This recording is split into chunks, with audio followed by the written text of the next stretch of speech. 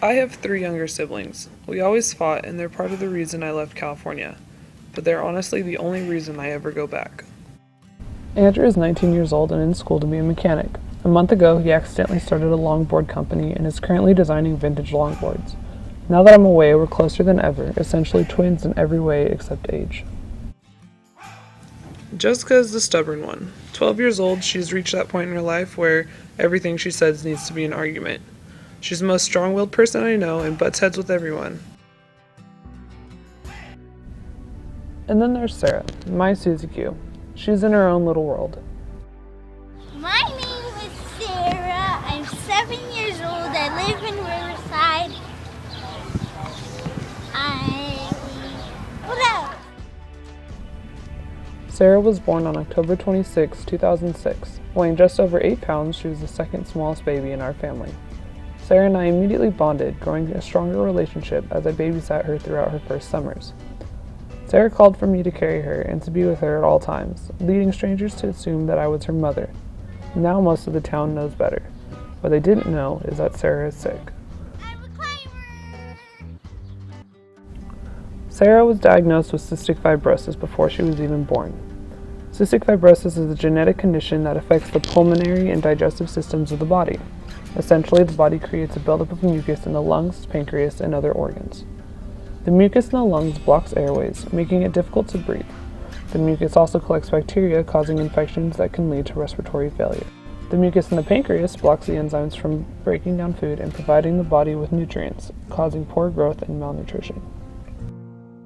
The doctors weren't sure how severe Sarah's symptoms would be at birth, so she immediately started medication. Every day she took enzymes to break down her food, had vitamins to help her grow, and used an inhaler to clear her lungs. We could barely keep her still for any of it, but she seemed alright. Yet 4 years ago was the scariest night of my life. My mom woke me up at 2 a.m. saying, "Get dressed, we're going to the emergency room, your dad is staying with the others." Sarah had a fever of 103 that wouldn't go down. She cried in pain at the hospital, waiting to be seen by doctors. It wasn't until an intoxicated woman walked up to the nurses and said, "This little girl needs to be seen now, she's obviously in more pain than us," that Sarah was called back. Sarah's enzymes hadn't broken down her food, causing a blockage in her intestines. Her digestive tract was backing up, creating a fever to fight the intrusion. The doctors immediately went to give her a shot, resulting in me, a 16-year-old, having to pin down my screaming 3-year-old sister, something no one should have to experience. I had my dad immediately pick me up and take me home as Sarah got better in the hospital. Throughout the years, Sarah continued to have a hard time focusing and sitting still. Her regular physician said she had ADHD, but we wouldn't medically diagnose it unless she had problems in school. My mother had gone from believing ADHD was a made-up diagnosis to a strong believer in a matter of months. We also noticed that Sarah didn't sweat. Cystic fibrosis patients have low salt levels. The salt that carries water to the skin isn't reabsorbed because mucus blocks the sweat glands, causing muscle cramps, dehydration, and heat stroke. Last year, Sarah had a more serious episode. She complained that her legs hurt and weren't waking up. A few hours later, she was at her specialist, soon after, hospitalized. It took almost a week to get an answer. Sarah was dehydrated to the point that her kidneys should have shut down days before. Being in Portland, I hadn't recognized the severity of the issue until it was diagnosed, and almost flew home until my parents convinced me to stay because she would get better.